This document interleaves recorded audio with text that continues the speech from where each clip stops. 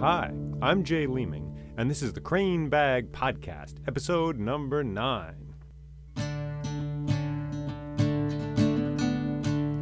Today we're going to journey out the window of our home and into a world of air and darkness.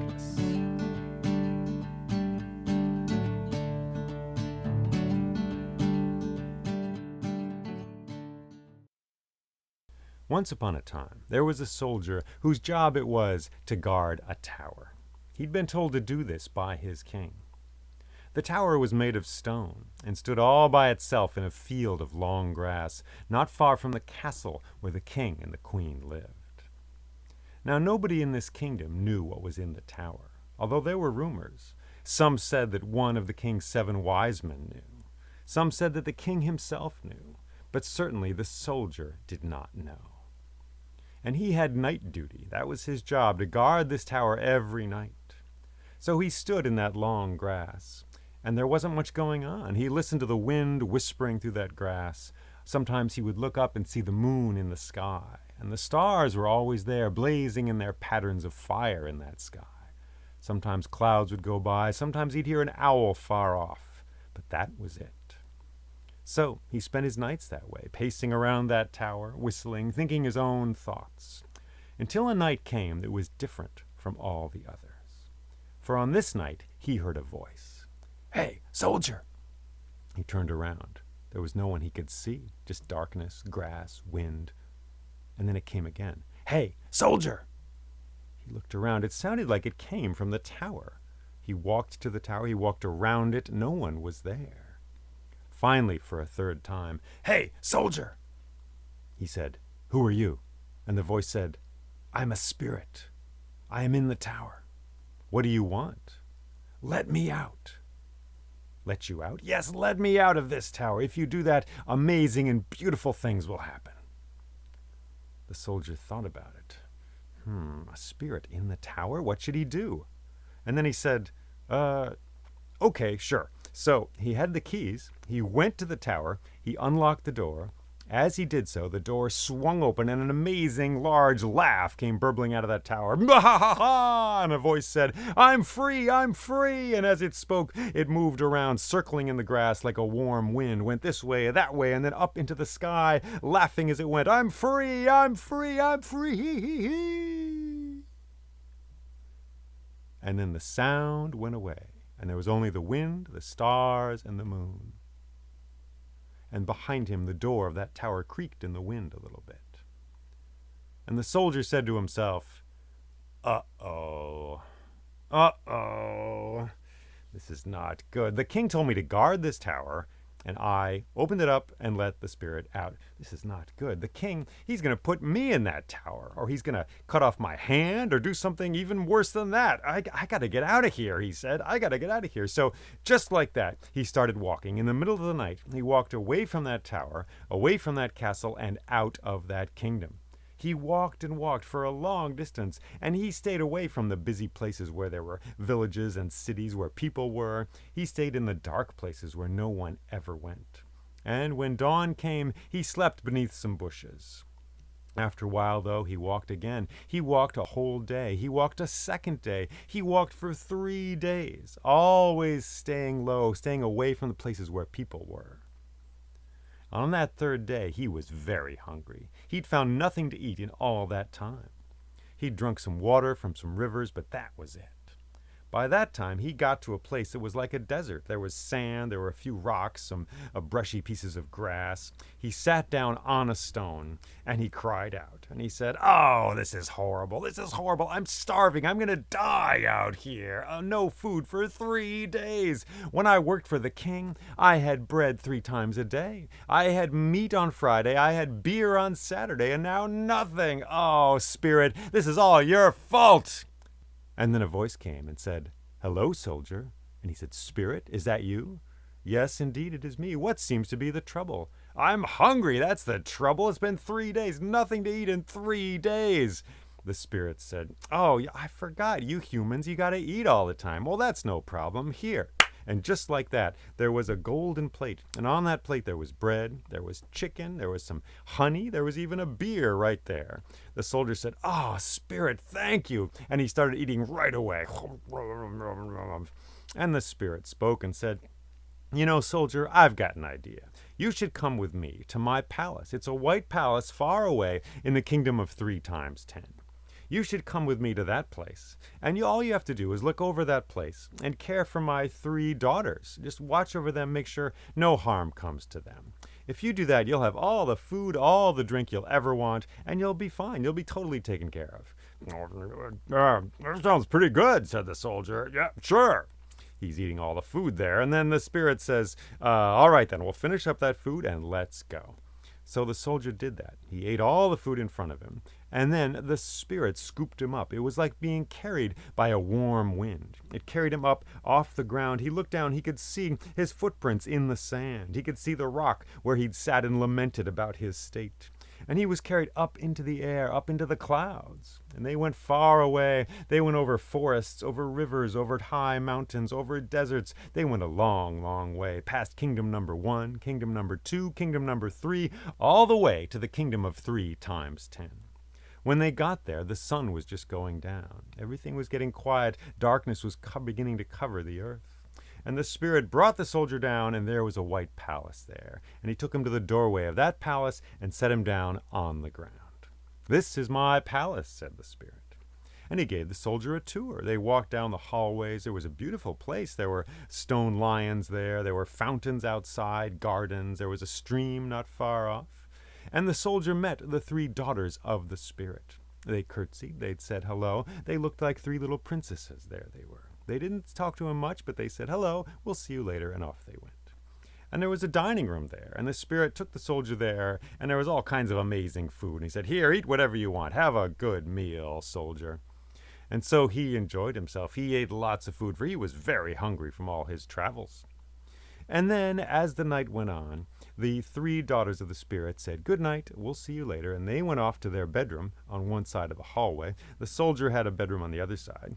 And the spirit said, "Well, soldier, just look after this place all night. Just take care of it. I'm going to go off. I've got stuff to do in the world. I've got to make sure there's cracks in certain windows and certain tin cans roll across certain roads and stuff like that. So you take care of this place. I'll be back tomorrow." "Sure thing," said the soldier. So off goes the spirit. And the soldier is left alone in this place. Once again, he is the watchman in the darkness, watching over a place. Now not in service to an earthly king, but to a spirit. He walks around that palace, down the hallways. It's a beautiful place. There's oil paintings in some rooms. There's tapestries in others. Outside, there's fountains burbling in the night. And when he's inside, he walks down the corridor, and he decides to look in the keyhole of the bedroom of the 3 daughters of the spirit. So he bends down, he looks through that keyhole, and he sees, oh boy, the window is open. The window's wide open. The 3 daughters of the spirit are not there. And on the floor, there's a big round rug. It's green and it's purple. It's covered in all kinds of strange languages, and stars and moons and feathers are in the pattern of that rug. He's never seen a rug like that. But his main thought is, uh-oh, they're not there. Where did they go? This is horrible. My first night, and I've messed this up already. Oh, gosh. So he goes outside. He walks all around the palace. He does not see those 3 daughters of the spirit anywhere. Where could they have gone? Did they escape? Did they go to a party or something like that? Oh, no. He's walking around out there. As he's walking, he hears the sound of feathers in the air, going overhead and up into the roof of the castle. There must be pigeons or something living up there, he says to himself. Well, he's very worried, but he walks all around the palace. Finally, he gets back to that corridor, and he looks again through the keyhole into that bedroom. And this time, the window is closed, that magical rug is not there, and the 3 sisters are asleep in their beds. "Phew," says the soldier. "Wow, all right, well, that's a relief. I don't know how that happened, but I'm glad they are back." So he kept watch for a little while longer, and then he too went to bed and got some sleep. The next morning he awoke, went to the dining room, and there was a beautiful, amazing breakfast there for him. All kinds of food, French toast, pancakes, orange juice, everything he would want. And the spirit came to check in with him, and he said, "Oh, yes, spirit, everything's fine. Everything's under control. Yep, everything's just totally fine."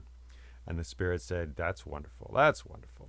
So the soldier spent a good day in that palace. He walked around, went to the gardens. He spent some time in the library. He had a good time. He ate some of the fruit from the trees in the garden there. And then when the sun began to set, once again the spirit said, "Well, soldier, I have to go off. There's some people adding up some numbers back in the human world, and I want to make sure they get the wrong answer. I got to do that. I got to run around and make sure all kinds of funny things happen, that there's holes in sweaters and stuff like that. So you take care of this palace, and I'll see you tomorrow." "Sounds good," said the soldier. "I got everything under control." So off the spirit goes, and the soldier is there in the evening looking after that palace. And when bedtime comes, the three daughters of the spirit, once again, they curtsy, they say good night to the soldier, and they go off to their bedroom. Now this night, the soldier is careful. He wants to stay close to that bedroom, make sure nothing strange happens. So he's pacing around out there, and all of a sudden, he hears something of a commotion out of that room. And he goes down, he bends down, looks through the keyhole, and sure enough, he looks inside. All three daughters of the spirit are awake, and one of them is opening a window. The other one is taking a big magical rug, just like the one he saw, and putting it on the floor. It's green and it's purple. It's got stars and moons on it and strange languages. And then, as he watches, all three daughters of the spirit stand on that rug, and they stomp their feet. And as they do so, white feathers sprout from their shoulders and from their backs, and their arms become wings, and their noses grow long like the beaks of birds, and they get really small, and all three of them become white doves. And they flutter up into the air and out the window into the night. Well, the soldier wastes no time. He opens that door, he walks into that room, he stands on that rug, and he stomps his feet on that rug. As he does so, brown feathers sprout from his shoulders and from his back. His arms become wings, his nose becomes a beak, and he shrinks and becomes a sparrow. He flaps his wings and he goes out that window into the darkness. He can see the three daughters of the spirit flying ahead of him. They're in the form of doves, and they're flying and flying forward in the night. Around him, suddenly he hears the sound of other birds. He looks around. There are all kinds of doves in the air on this night. Beneath the stars and the moon, there are rivers of white doves flowing through the air, all going in the same direction.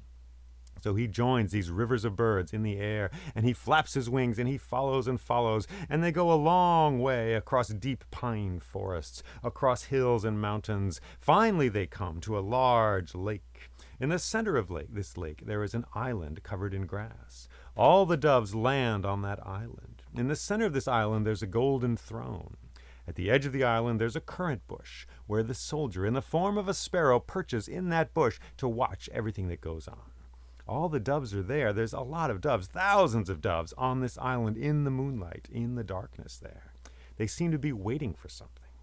And then suddenly, with a great bang and a flash, out of the clouds come flying 6 golden dragons. And they fly in a circle, and behind them they are pulling a white carriage. And they circle round and round, and they come down to the island, and they land on that island. And then a door in the carriage opens, and a strong, powerful, beautiful woman walks out of that carriage and across the long grass. She has a purple and a green dress on. She stands and beside that throne, and then regally, like a queen, she sits in that throne. A murmur of excitement goes through the doves. And then this woman begins to speak. And she talks to the doves about Garuda, the great bird of Vishnu. She talks to them about the phoenix, who is born and dies, who is born and then dies and is born again, and how every bird has a little spark from the fire of that phoenix-like life in their bones that they can keep safe for all time. She talks about wings and magnetism, about the earth and the great circles of this world. She says moonlight on water. She says dancing spirits in the darkness. She says once upon a time there was a man who caught a bird and put it in a cage in his house. No sooner had he done this when the bird began to speak. And the bird said, "Oh, man, you don't want to keep me in here. No, I'm no use to you in this cage. Oh, look, I'm just a little songbird, and sure, I sing a little bit, but you've got an apple tree outside your window. There's birds in that tree every day that sing for you. And I'm not a lot of meat. There's not a lot of meat on me. I'm not like a chicken or something like that. Let me tell you this. I think you should let me out. And if you do that, I will give you 3 pieces of advice, which will change your life in a permanent and amazing and beautiful way." Said the man. 3 pieces of advice, huh? Well, how's that going to work exactly? And the bird says, well, look, you take me out of this cage and hold me in your hand. I will give you the first piece of advice. The second piece of advice I will tell to you once I am in that apple tree right there outside your window. And the third piece of advice I will impart to you when I am perched on that hill at the edge of your garden. What do you say? Well, okay, says the man. So he goes to the cage, he opens up the door, he reaches in, takes hold of the bird, takes the bird out. He can feel that warm bundle of feathers in his hands. And the bird speaks and says, the first piece of advice I have for you is this. If you ever lose something, even if it was more dear to you than life itself, do not sorrow and do not grieve, but let it go. Thank you, said the man. And he opened his hands and he let the bird go. And the bird flew from that place to the apple tree just outside the window. And then the bird said, the second piece of advice I have for you is this. Never believe anything impossible, not unless you see it with your own eyes. Thank you, said the man. And the bird flew from that apple tree to a little hill at the edge of the man's garden. Oh, man, said the bird, you silly, dumb human being. There's a jewel in my belly that is so bright and so amazing. You could have killed me and sold that jewel, and you would be rich now beyond your wildest dreams. But you failed to do that. You let me go, and now you have nothing. The man got angry. He looked at the bird. He said, you dumb bird, you tricked me. Oh, you dumb bird. He yelled all kinds of things. He grabbed a stone. He threw it at the bird, and he missed. He said, wait a minute. We had a deal. What's this third piece of advice you're going to tell me? Third piece of advice, says the bird. I don't know about that. You haven't even listened to the first 2 pieces of advice I told you. Even now, you are grieving over something you've lost, and you're believing in something impossible. There's no jewel in my belly. I'm a songbird. I couldn't fit something like that in there and still be alive and eat food and walk around and fly. No, my friend, there's no jewel in my belly. You are clearly not ready for the deeper wisdoms of this world. You are clearly a limited being of narrow-minded nature. Therefore, you must stay in your cage. And the bird flew away. Well, the doves loved this story. They thought it was a great story.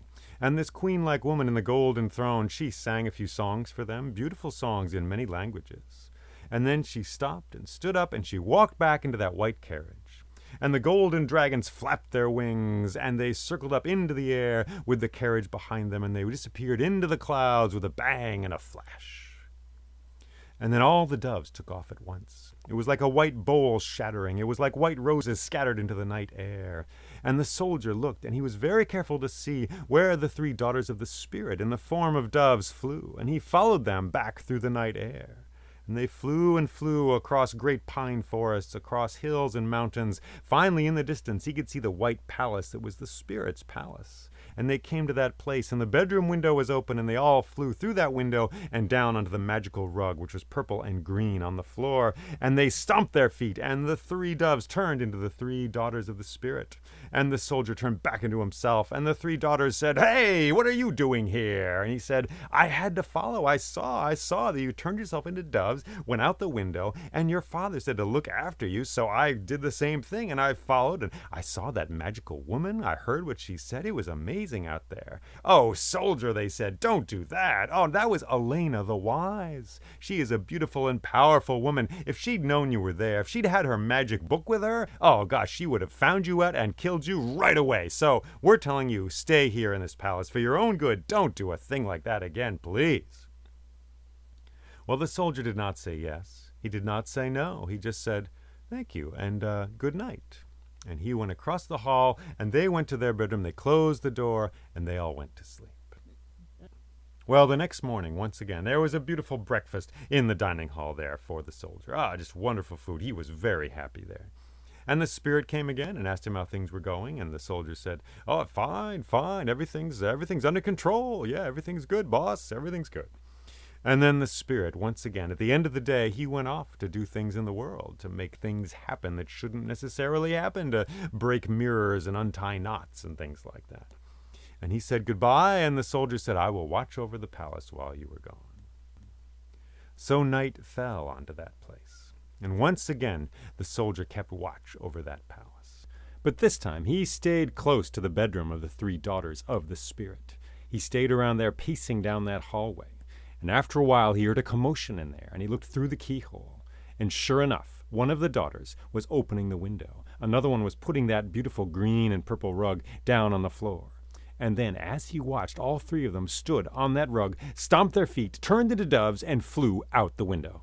So he opened the door, and he stepped on that rug, and he stomped his feet, and he turned into a sparrow, and he followed. Up into the night air they went, up and up. There was a bit of a wind tonight, and there were doves in the air, thousands of them, great rivers of white doves flowing through the air, beneath the moon, beneath the stars. Above the clouds they went, far and far away, across hills, across deep forests, across rivers. Finally they came to a great lake, and in the center of that lake was the island of grass, with a golden throne in the center. They all gathered on that island, and the soldier, he hid in a little currant bush there, and he listened. And they all waited, and once again, out of the sky, with a bang and a flash, came the 6 golden dragons, beating their wings powerfully through the night air. And they pulled the white carriage behind them, and they circled down and down to that grassy island, and they landed there.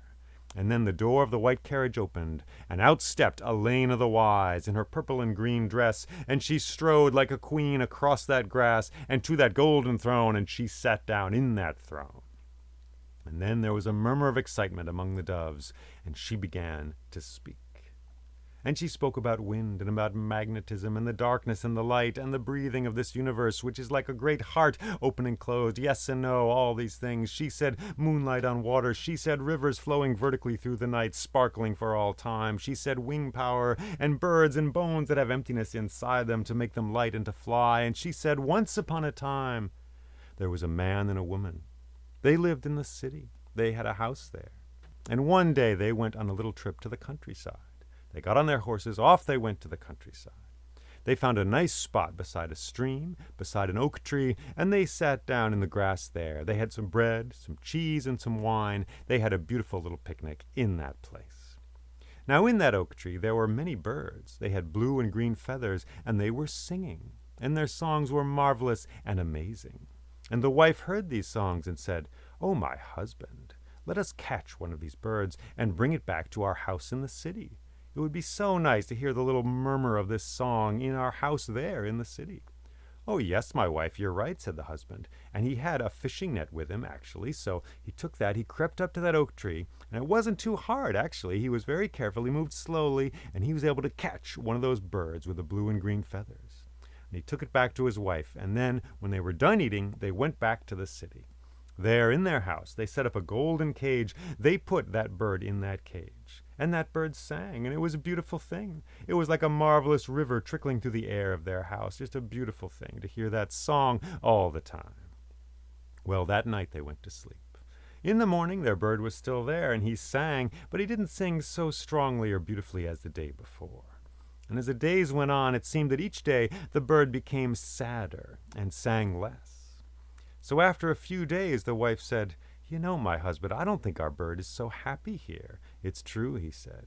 "I haven't heard many of those songs, you know." She said, "Yes, I think what we should do, let's go next weekend. Let's go back to that place in the countryside. Let's bring our bird in his cage. We'll bring him to that place. And we'll bring him, and he will hear the songs of all his relatives, and he will be in the place that he came from. Maybe that will cheer him up. And then we'll bring him back here, and he'll be happier in this place living with us." "Oh, that's a great idea," said the man. So a few days later, they prepared to have another picnic. They got on their 2 horses, they brought some bread, cheese, and wine, and they brought their bird in the cage. And they went outside the city to that place, beside a stream where the oak tree was. And they sat down in the grass, and they put their bird cage there in the grass so the bird could hear the songs. And once again, the blue and green feathered birds were in that oak tree, and they were singing the most marvelous and amazing songs. It was a beautiful summer day. It was a lovely scene there. And then all of a sudden, all of the birds in the oak tree stopped singing at once, and they fell to the ground, and they were completely still.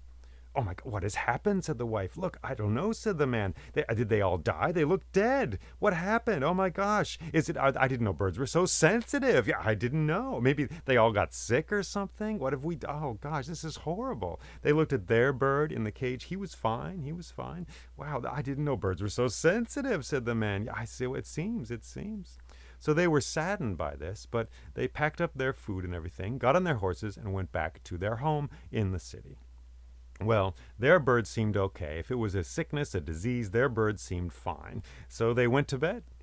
Now, the next morning they awoke, and the wife noticed it. As soon as she opened her eyes, she could not hear the song of their bird.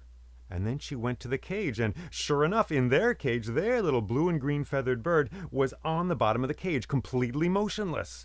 Husband, come look, come look. He came, he looked. Oh, gosh, it looks like our bird died too. I didn't know birds were so sensitive, she said. I didn't know either, he said. Oh, this is horrible. So she, the wife, opened the cage door and took the bird out just by some instinct. She put it on the windowsill of their house. Maybe the soul of this bird can be free now, she said. And they waited a moment, they looked at that bird, and then the bird jumped up and stood on its little legs and said, I knew my relatives would have good advice for me. And then it flew out the window and was gone. Well, the doves loved this story, marvelous story. So Elena the Wise sang some songs for them in many different languages, all kinds of songs about the mountains and the sea and the sand and the air, all kinds of things. And then she stood up and she walked back to her white carriage, closed the door, and the dragons began to beat their wings, and up they went into the air, circling and circling higher and higher, and then disappearing into the clouds. And at that, all the doves took off from that island. Like a great bowl shattering, they all went their separate ways. It seemed all the doves of the earth had been there. And the soldier flew up into the air as well.